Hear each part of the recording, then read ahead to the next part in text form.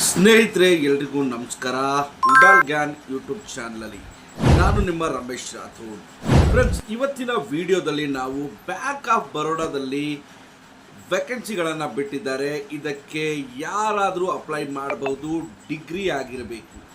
Okay, so degree ಆದವರು ಯಾವುದೇ field ಇರಲಿ, ನೀವು ಇಂಜಿನಿಯರಿಂಗ್ ಫೀಲ್ಡ್ ಇರಲಿ ಅಥವಾ ಮೆಡಿಕಲ್ ಫೀಲ್ಡ್ ಇರಲಿ ಅಥವಾ ಇನ್ಯಾವುದೋ ಡಿಸಿಪ್ಲಿನಲ್ಲಿ ನೀವು ಒಂದು ಡಿಗ್ರಿ ತಗೊಂಡಿದ್ದೀರಾ ಅಂದರೆ ನೀವು ಅಪ್ಲೈ ಮಾಡಬಹುದು.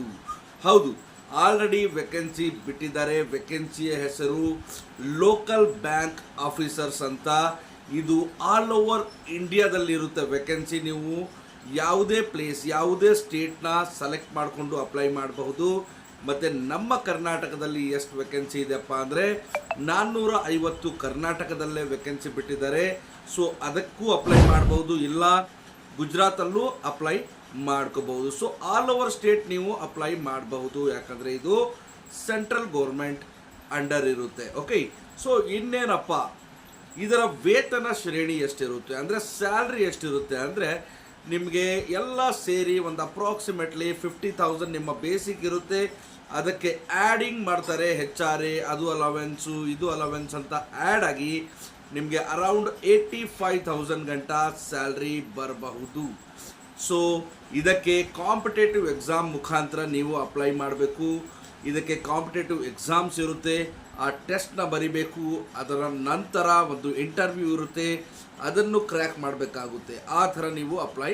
ರಿಜಿಸ್ಟ್ರೇಷನ್ ಏನಪ್ಪ ಈ ಲೋಕಲ್ ಬ್ಯಾಂಕ್ ಆಫೀಸರ್ಸ್ ಅಂದರೆ 4 ಜುಲೈ 2025ರಿಂದ ಸ್ಟಾರ್ಟ್ ಆಗಿದೆ. ಲಾಸ್ಟ್ ಡೇಟ್ ಬಂದ್ಬಿಟ್ಟು 24 ಜುಲೈ 2025. ಇದರೊಳಗೆ ನೀವು ಅಪ್ಲೈ ಮಾಡ್ಕೋಬೇಕು. ಬಹಳ ಒಳ್ಳೆ ಅಪಾರ್ಚುನಿಟಿ ಇದೆ. ಇದರ ಎಕ್ಸಾಮ್ಸ್ ಏನೇನು ಪ್ಯಾಟರ್ನ್ ಇರುತ್ತೆ ನೆಕ್ಸ್ಟ್ ವಿಡಿಯೋದಲ್ಲಿ ನಾನು ಮಾಡಿ ಇಲ್ಲೇ ಹೇಳ್ತೀನಿ.